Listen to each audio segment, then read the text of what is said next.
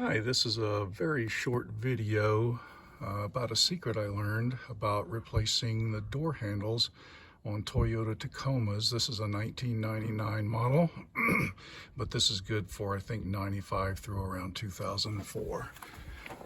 I've already replaced the door handle with a non-OEM handle, but I watched a lot of videos that showed how to do all the work, and the difficult part seemed to be for a lot of people.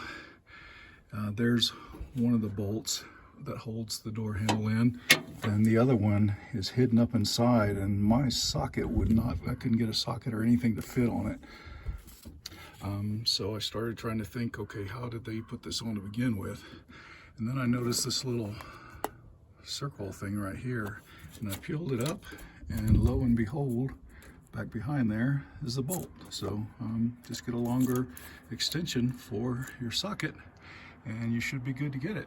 And watch the other videos and see how to get it replaced. Hope this helps. Bye.